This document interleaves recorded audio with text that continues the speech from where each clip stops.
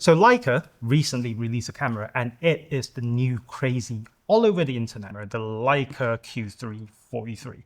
It's the same camera as this one, apart from it having a new 43mm f2 apo lens. So I checked my videos and apparently I haven't reviewed this, so I'm going to do that today and I'm going to tell you a few points, a few things about maybe why you should consider keeping the 28. I will be also getting the Leica 43mm Q3 soon. I will talk more about that once I get that into my hands and test it out for a few weeks. I don't want to release a review too quickly. I don't have an early copy because I'm a tiny channel. So subscribe, turn that bell notification on to help me grow my channel so you have some leverage on camera companies. Right, let's get onto the camera. So the Leica Q3, I'm very late to the party, but yeah, it's a Leica. It's never too late to review it. So for those of you that don't know, the Leica Q series is a series of camera with a fixed lens, this one being the 28. Like I said earlier in the intro, Leica just released a 43mm version. Build quality wise, it is amazing. It is Leica. I cannot come up with new ways to describe how the Leicas are built. The buttons are very clicky. The on-off switch is very tactile. The buttons, the knobs, everything feels very premium. The body is made out of aluminium, if I'm not mistaken, so it feels really solid. Even the lens cap is made out of metal. So yeah, build quality wise, it's a Leica. No problems with it whatsoever. The Q3, for the first time, has a tilty screen. So yeah, it makes certain angles, low angles, or even higher angles much easier compared to other Leicas. This is an EVF, it's not an OVF, it's not a true rangefinder like the M system. You don't have a window over here, you don't have a rangefinder system here. Again, 60 megapixels, but then you have something called the triple resolution sensor, where you have LDNG, MDNG, and SDNG available. I personally use the MDNG settings, which gives me 36 megapixels and an extra stop of dynamic range. So compared to the Leica M11, the MDNG actually gives you an extra stop. On the M11, it doesn't do anything, to be honest. It maybe does a bit, but no one can tell the difference. It has a maximum shutter speed of 1/2000th of a second before you go into electronic shutter. I wish it was 1/4000th of a second. Come on, Leica.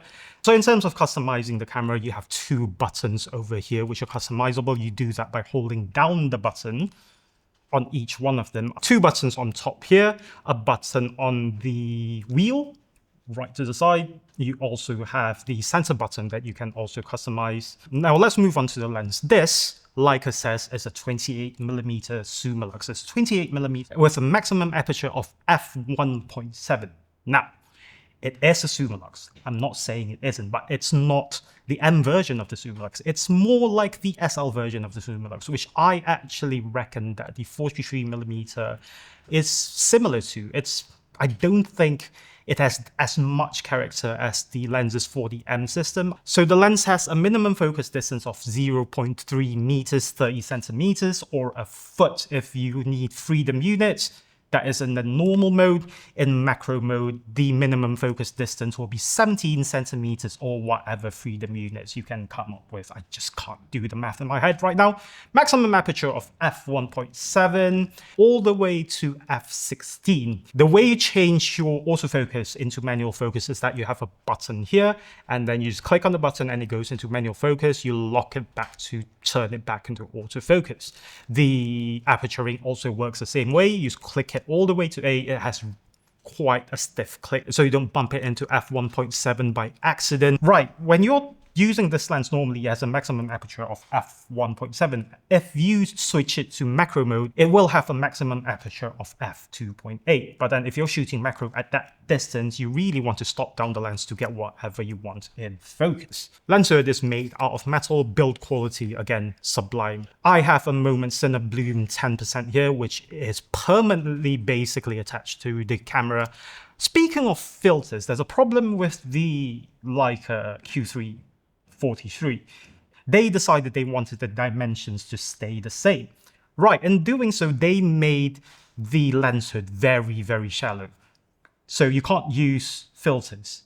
You can't use thicker filters like so, I suspect that this wouldn't fit into that lens. Right, you can argue that, no, Robbie, you don't need to use the lens hood, but the best protection for a lens is actually the lens hood, not a UV filter. The Leica lens hood is very expensive. It's still cheaper than replacing the entire lens. Remember, you can't change the lens, you just can't replace the lens. What really annoys me is that this apparently doesn't fit on the new camera.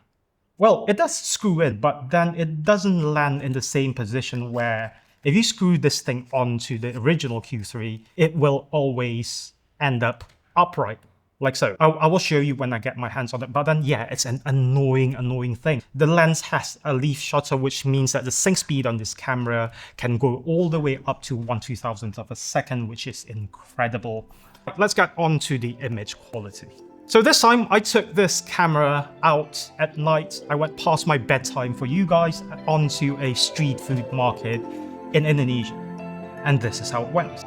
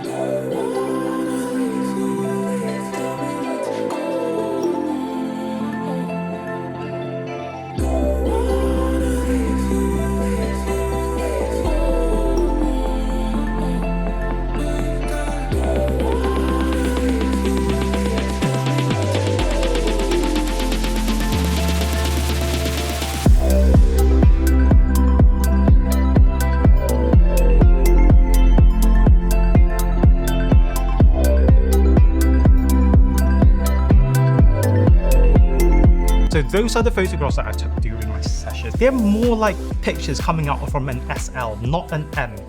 I just can't explain why. So what are my thoughts about this camera? The autofocus, while nice to have, can be a little bit jumpy sometimes. It goes subject to subject very quickly. You can't decide what to focus on. I still can't decide what kind of autofocus I like. I use field and I use human face detection most of the time. This camera also has something called the Leica. The Leica Lux is available on the Leica Q3 and the Leica SL3, the newer cameras. I don't remember if it's available for the Leica Deluxe 8, but I'll get back to you on that. Right, as I said earlier, I want to talk about this, why you should consider keeping this instead of jumping to the 43. In an ideal world, we get to keep both. Right, 28mm. Some of the photographs that I took earlier, as you've seen earlier, they need to be quite wide. I like street photography with more context, and I reckon that 43 is not wide enough. 28, you can get right onto their faces, you can tell stories, you can immerse your viewers into your scene. 43, yeah, sure, it's not as tight as an 85 or a 75, but it still gives you that sort of looking at a scene feel rather than being in it. It gives you a wider perspective, it tells more stories, it allows you to layer your subjects a lot easier than a 43. The second thing about the 28mm is that you have 61 megapixels. Sure, you lose quite a bit of compression if you compare it to the 43mm, but then from 28 you can actually crop in quite heavily if you're using LDNG or LJPEG.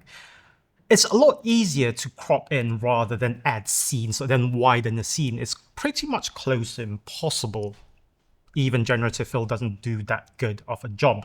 So depending on the situation, if you're in tight alleys, if you're in sort of markets and stuff, I think the 28 would be more useful. I'm not going to talk about the zoom capabilities of that camera compared to this camera, because all it is a digital crop. You can import them to Lightroom, do a manual crop, and that's it.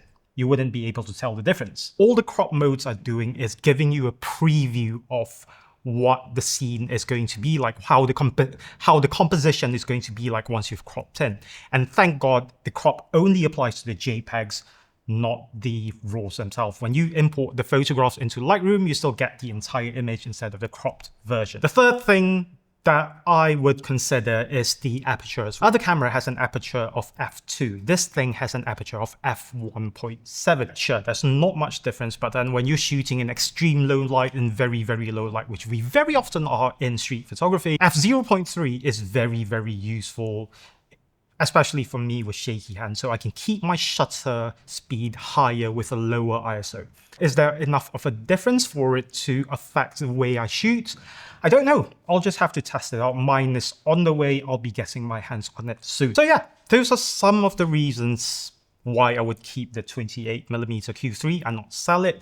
And again, in an ideal situation, I would be keeping both. Right, so stay tuned to my channel where I will be testing the Q3 43 for a few weeks before I actually upload a review. I don't want to give you something that I am not sure of. It's essentially the same camera with a different focal length. What I wish they added was internal memory to that camera. Like I've been saying, it's cheap enough to do. It doesn't affect the price too much. So, right, yeah, very late to the party, but those are my thoughts on the Q3 28mm. See you in the next one.